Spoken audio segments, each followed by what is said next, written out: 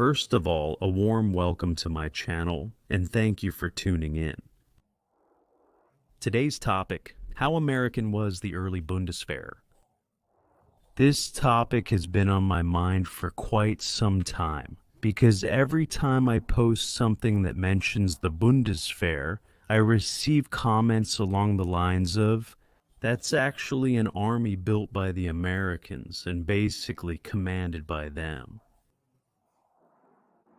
They justify this with the strong political influence that they believe was exerted at the time, which even extended to the structure and appearance of the army.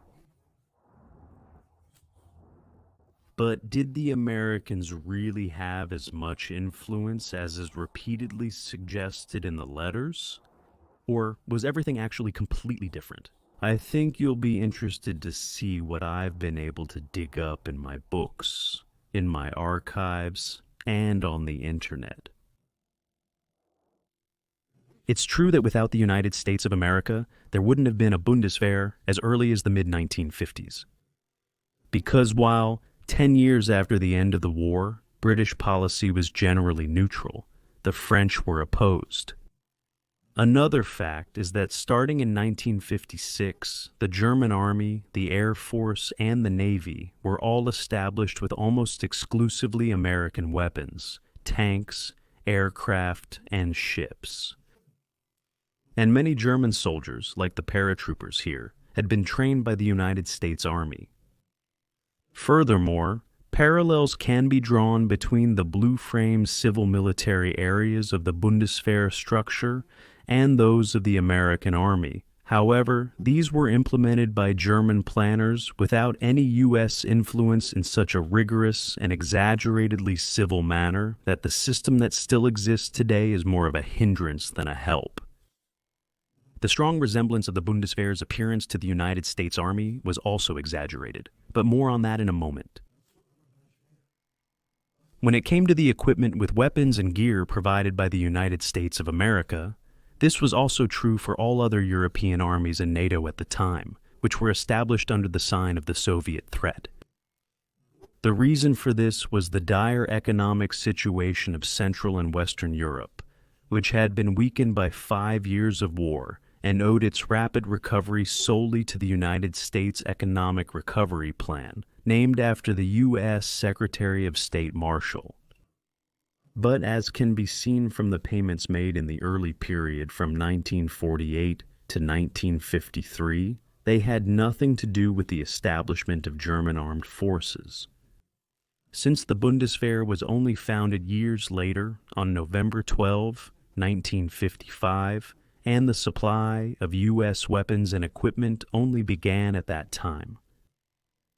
But as far as the civil-military structural planning was concerned, it had actually already been aligned with that of the American armed forces during the planning phase in the early 1950s. And while the Social Democratic Party opposition and large parts of the population rejected any kind of rearmament, strangely enough, there was also great mistrust among the Christian Democratic Union politicians responsible for the planning and some former officers supporting them toward the planned West German army. In fact, since 1950, the former general of the armored troops, Gerhard Graf von Schwerin, was intended to be the chief planner of the Bundeswehr. His staff had been based since May 1950 in the headquarters for Homeland Service, which had been given a cover name. Schwerin's plans, in which, when it came to structural issues, it was more the British who got involved than the Americans, had envisioned a completely different army than the one that later came into being under his successor, Theodore Blank. For example, slow development, units with a regional character, sensible traditions, an emphasis on character rather than just good school grades for young officers, restructuring and upgrading the careers of non-commissioned officers and sergeants, and, most importantly, preparing the German people, especially the youth, mentally to bear arms again. However, all of this did not align with the old military networks, who now saw their friends disappearing and preferred to support every civilian proposal that was unproductive for a modern army, so as not to jeopardize their hoped-for careers.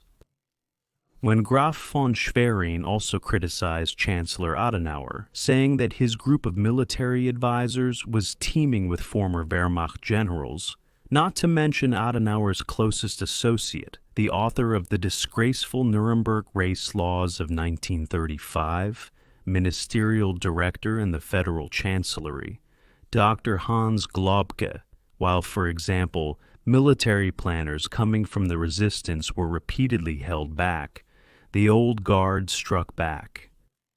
In October 1950, Graf von Schwerin and the majority of his staff were dismissed. Promises of employment were not kept, and the Central Office for Homeland Service was dissolved and replaced by the so-called blank office. In it, those who had a completely different vision for the new Wehrmacht, as it was still officially called at the time, were now in charge. Alongside Globke, who operated in the background and was repeatedly shielded by the Gehlen organization, the predecessor of the Federal Intelligence Service, other key figures also played a decisive role, and I would like to mention the most important ones. For the civilian sector, this was, starting in his early 50s, the former personal aide to Chancellor Konrad Adenauer, who, from 1955, was appointed by Adenauer as head of a main department in the Federal Ministry of Defense. After all, he is the father of the organizational and strict separation between the military and civilian administration, which still hinders us today. He also enforced the so-called granting of coalition freedom for soldiers, which means that Bundeswehr soldiers, unlike soldiers in most other countries, have both the right to vote and the right to stand for election. The right to party membership as well as the right to union organization, all of which represent a profound break with the traditions of earlier German armies. Wehrmacht, Lieutenant General Dr. Hans Speidel, who was appointed as a major general in the Bundeswehr in 1955, had an early sense of how Wehrmacht's appointment by the Chancellor would affect the re-establishment of the army. The fact that Wehrmacht has now actually sided with Blank will not do the cause any good, because he is a staunch opponent of our group. Wehrmacht, shaped by a deep mistrust, but also backed by Chancellor Adenauer and Dr. Globke, placed extremely important parts of the army under the responsibility of civilians, which is still practiced today. Personnel, equipment, information technology and usage, infrastructure, environmental protection, and services are followed by the judiciary. On August 1, 2017, even the Military Counterintelligence Service was turned from a military unit of the Joint Support Service into a civilian federal authority, now also under civilian leadership. The German intendant system with military officials, proposed and tested in 1955 by former Wehrmacht General Intendant Dr. Gerhard Losch, was able to fend off Wehrmacht with his system of civilian administrative officials, after which, since then, even the highest military posts have been held by civilians.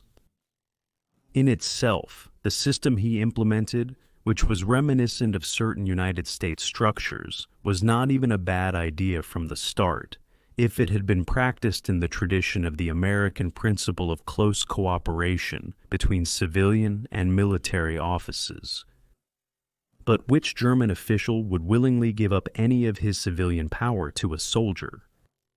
In 1976, Wehrmacht was already retired. He even reaffirmed this when he described the argument he used in 1955 about keeping the troops free from excessive administrative work as only seemingly rational.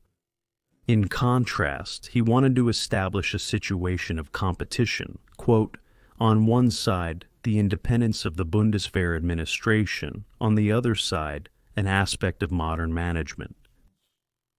But how he really thought was shown by his statement, quote, democracy has the constant duty of mistrust towards its own servants in its power apparatuses.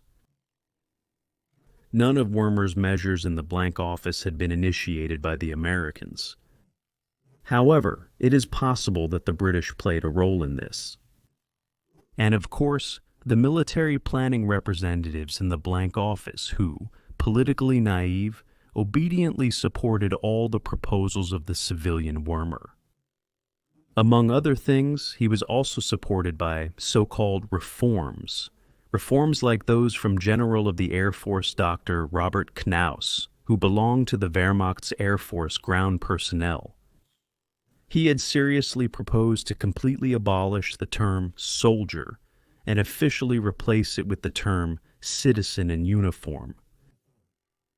With this civil-sounding term, here is the modern Bundeswehr graphic to go with it.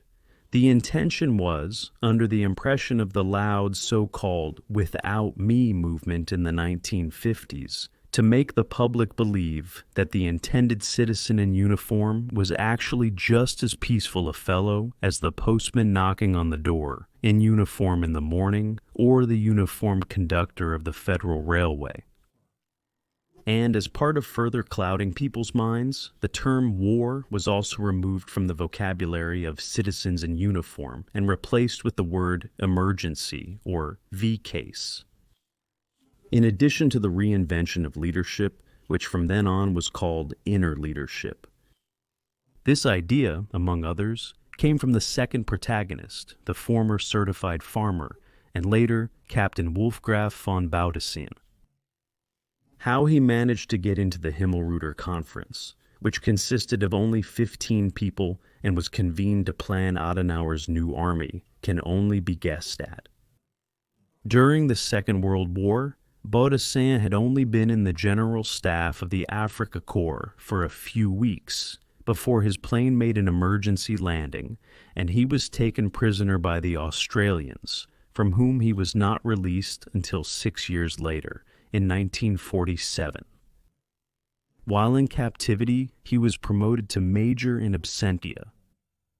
And although Baudissin was anything but a specialist in building armed forces and otherwise had no war experience, from 1951 he first worked in the blank office, and from 1956 in the Bundeswehr, and was promoted to general in an astonishingly short time.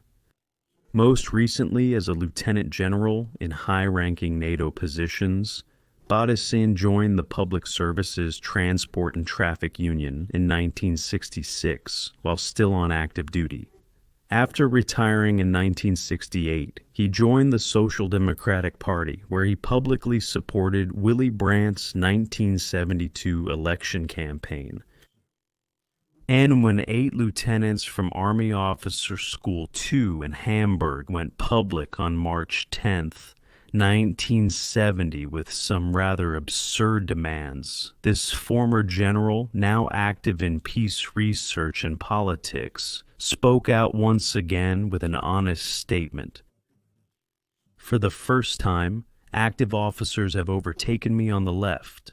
Whether the measures for which Graf von Baudissin was partly responsible were influenced by the English or Australians, whose prisoner of war camp he was able to enjoy for 7 years, is not known. In any case, once again, it was not the Americans. After the outbreak of the Korean War in 1950, they had hoped that their urgent demand for the establishment of German armed forces would result in a new ally, something like a democratic version of the Wehrmacht, like the Federal Border Guard they approved in 1951. Rather than an army repeatedly led and controlled by civilians with a dubious semi-military, semi-civilian structure that had been decided upon by party politicians in back rooms.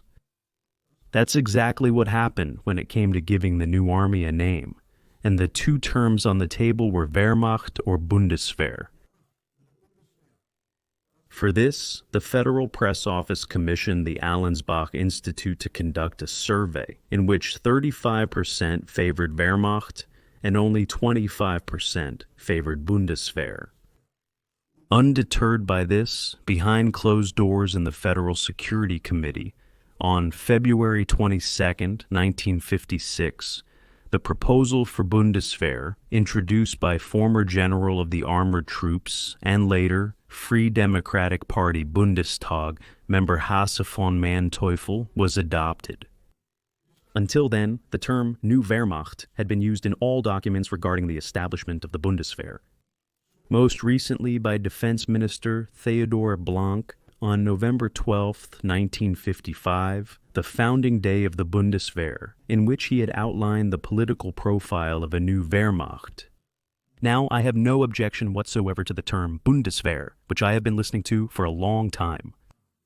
But I would still like to take this opportunity to clear up any misunderstandings about the term, which many people now only see as a reference to the army of the Third Reich. However, it had already been in general use since the middle or end of the 19th century as a term for armed forces, including the armies of other countries.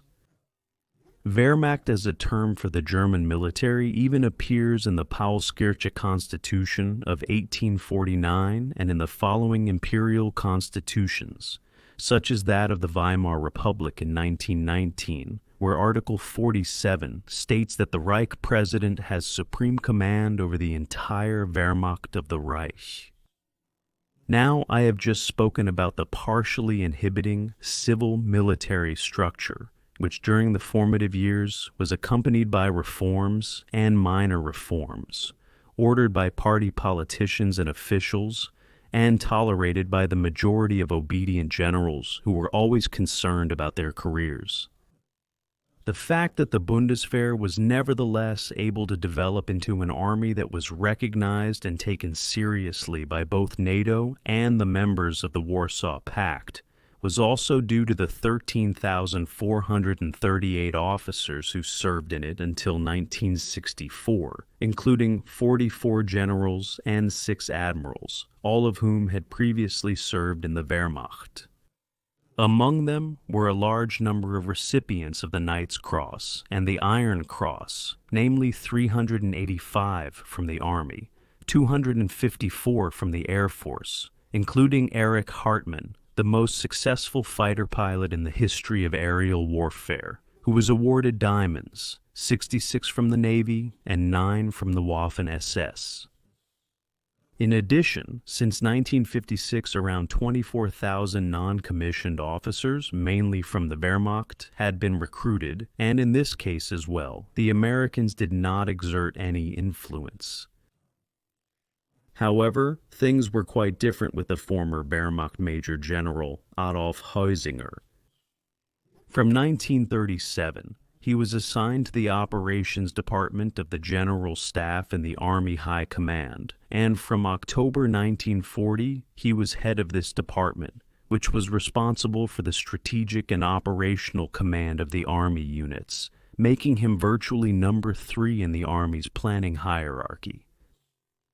After the war, he was a leading member of the German Department of the United States Army's Military History Research Group, which was initially based in Königstein, im Taunus, and then in Karlsruhe, and, probably at their request, became head of the important military department in the Amt Blank in 1952.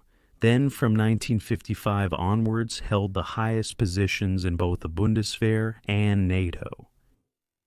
However, as can be seen from the very personal 25-page letter addressed to him on February 28, 1955 by former Wehrmacht Colonel Adolf von Kielmansegg, who was employed as a military policy advisor in the Blank office, Heusinger was already quite controversial among his comrades very early on.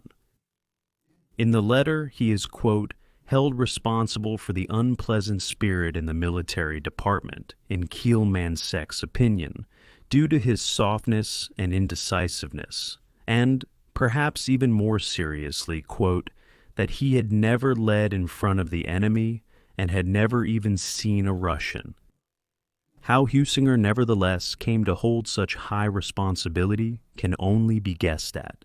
The fact is that the Personnel Review Committee for former Wehrmacht members had classified Heusinger as unsuitable for reemployment in the Bundeswehr after his interview. But from 1948 to 1950, Husinger was also an employee of the Gehlen Organization, or Org for short, based in Pullach near Munich under the code name Horn, and had a strong ally in its director, the third protagonist who, alongside Vermeer and Graf Baudissin, exerted considerable influence on the establishment of the Bundeswehr from behind the scenes. The agile Major General A.D. Reinhard Gehlen, head of the Wehrmacht's Foreign Armies East Department during the war, and subsequently head of the Gehlen Organization, which was set up, financed, and monitored by the U.S. Secret Service CIA, and was the forerunner of the Federal Intelligence Service. With this, the United States had secured the most important agency of the West German state, the Intelligence Service, which from then on, through its trusted men placed in all key military committees, learned about all plans, and was then able to successfully pull the strings.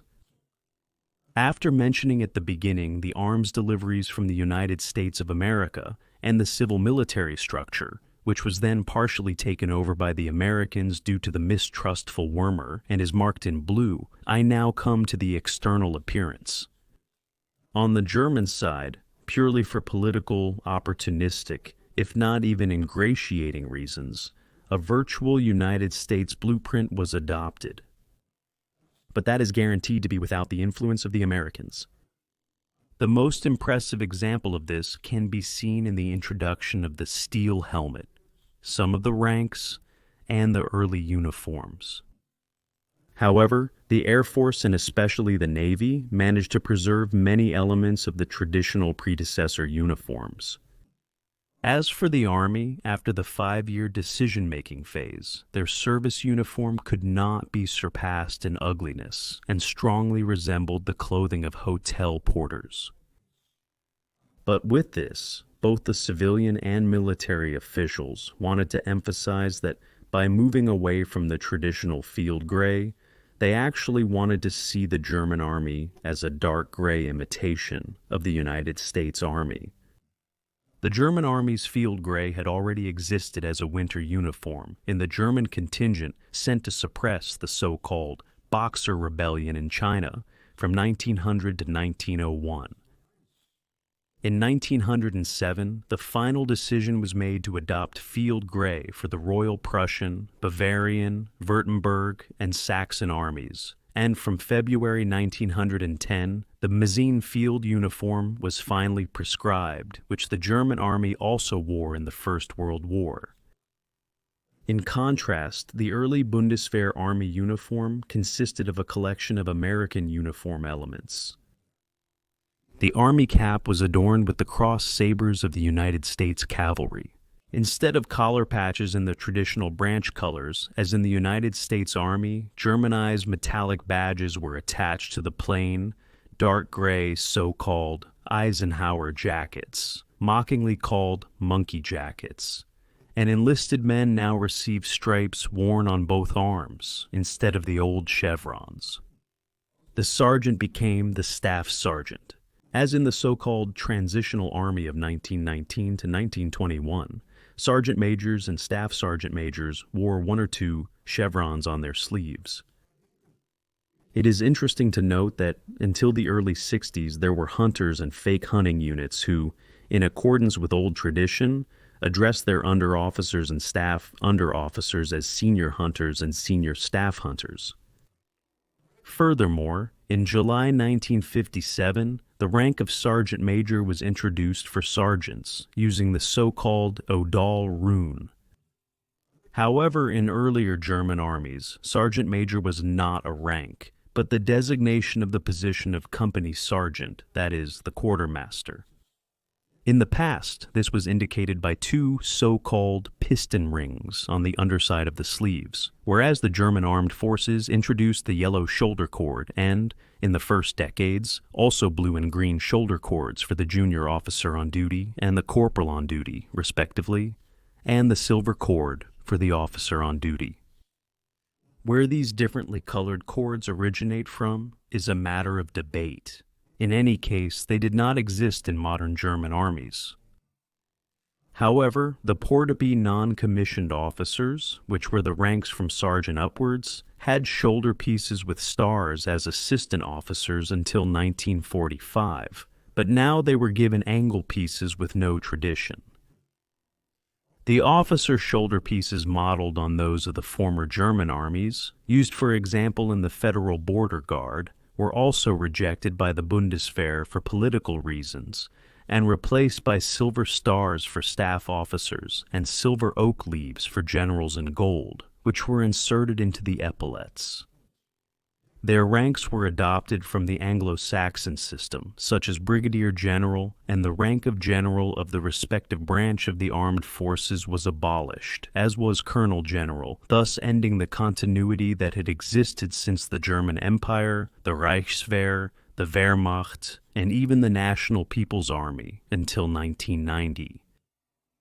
And unlike most armies in the world, German officers also did not receive sabers reminiscent of the swords of the knightly class. The picture shows the Austrian honor guard. If, at that time, you had shown an observer abroad pictures of a German company in service uniform, or especially during combat training, 9 out of 10 would probably have guessed it was the United States Army. It was only after Theodor Blanc, who had been partly responsible for all this for 6 years, let's put it politely, the rather unlucky Theodor Blanc, had voluntarily resigned and made way for Franz Josef Strauss from the Christian Social Union, that things started to change in this gray misery. Around 1959, the new so-called four-pocket jackets were introduced, which, however, were still worn in colors ranging from almost white to almost black, with collar patches in the respective branch colors. This finally made the previously sometimes ridiculed so-called citizens in uniform recognizable as soldiers. For the collar patches, the traditional white of the infantry was assigned to the music corps, which also broke with another tradition.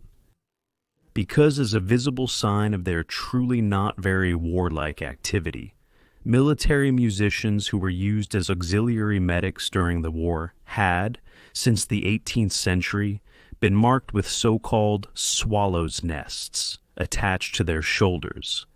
These could also be found in the Federal Border Guard, the National People's Army, and are still seen today in many volunteer fire department, minor, and marksmen's bands, and of course also in many foreign music corps.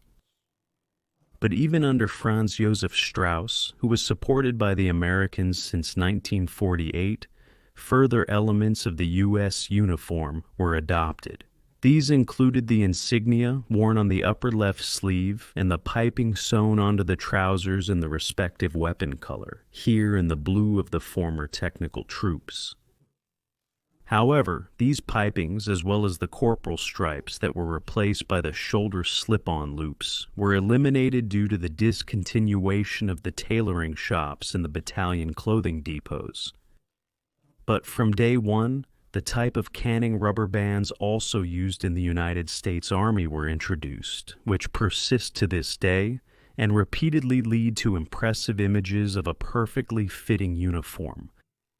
However, a purely German invention is the service uniform, which in its basic form is worn on all conceivable occasions and, simply by replacing the blue shirt with a white one, becomes both a walking out and a parade uniform. The U.S. Army also adopted the practice of clenching the hands into fists in the basic position, with the Guard Battalion always keeping their hands along the seam of their trousers when standing at attention, which was then introduced throughout the entire German armed forces in 2004. The change was justified by, quote, the alignment of formation procedures with the practice of most Allied armed forces. And as the next Bundeswehr quirk, it was seriously claimed that keeping the fingers straight would, quote, result in a less cramped hand position, and would also be easier to train. Although I welcomed the finger length requirement for reasons of old-fashioned tradition, I think I can say for all 11 million Bundeswehr soldiers trained in the Cold War up to 2004 that none of us ever suffered from a tense hand position. Another U.S. peculiarity was also adopted by the early Bundeswehr, namely the way in which medals and decorations are worn. This also ended the centuries-old German tradition, also maintained by other armies, of wearing original medals and decorations. And as is customary in the United States Army, so-called ribbons are now also attached to existing decorations, like here with the Bundeswehr Cross of Honor for Bravery. Finally, in order to, quote, distance itself from the military ceremonies of the Wehrmacht, the Bundeswehr dispensed with the goose step, which had already been practiced in the days of the Kaiser. In contrast, the National Volksarmee of the German Democratic Republic continued to perform it to the delight of the impressed audience until the very end, without the great socialist brother in Moscow breaking a sweat over it. Probably the most striking example of the Bundeswehr planners' urge to adapt the German army to the American one, even in appearance, is the procurement of the steel helmet.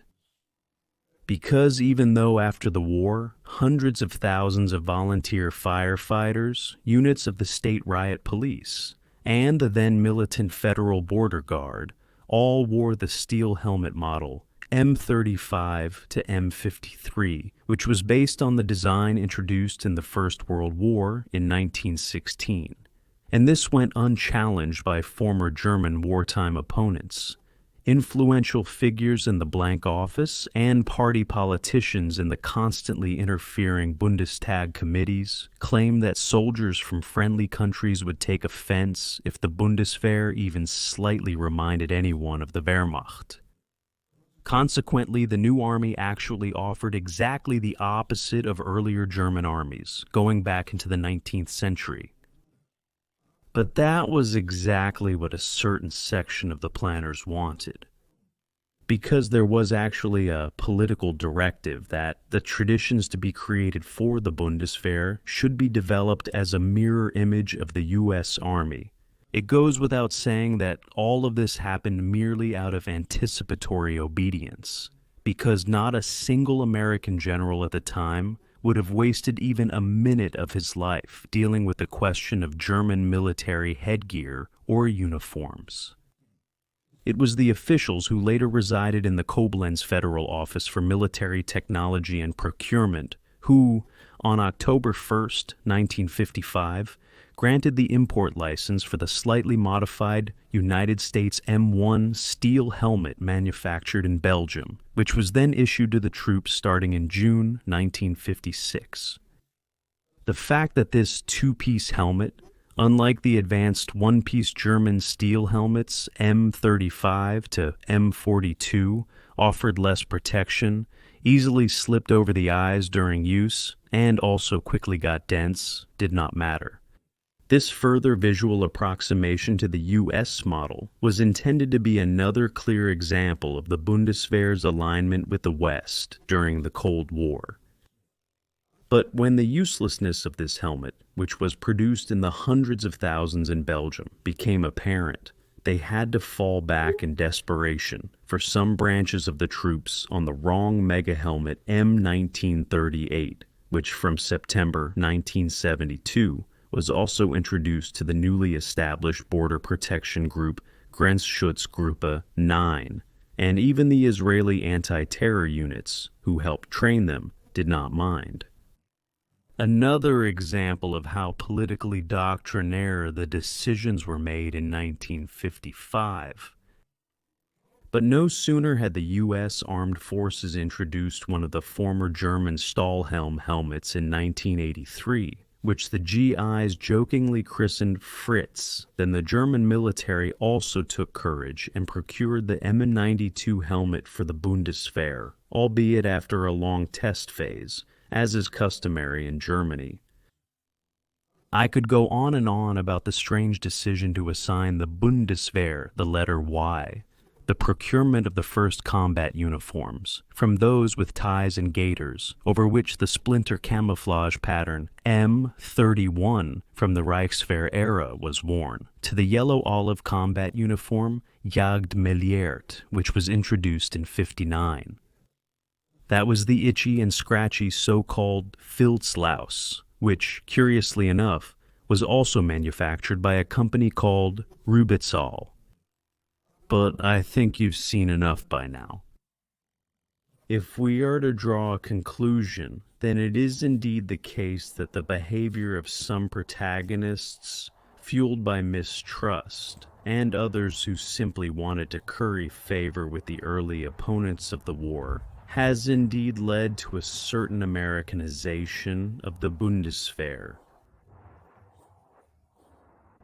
However, to describe them now as American auxiliary troops, after 70 years of existence and many changes that every soldier who has served in them for a while can understand, is cheap polemics, and is neither true in essence nor in general. That changed at the latest when the then Minister of Defense, Franz Josef Strauss from the Christian Social Union, took office. However, the fact that the army has to carry out orders from the Bundestag, for example, for foreign missions, is a different matter. So, having heard that, in principle, it is only party politicians who are responsible for the various dilemmas that still prevail today, it is clear that we should give every member of our armed forces our full recognition and support them in word and deed, especially in a time that is still politically unfavorable for them. Thank you for your support. I wish you all the best and look forward to the next video with you.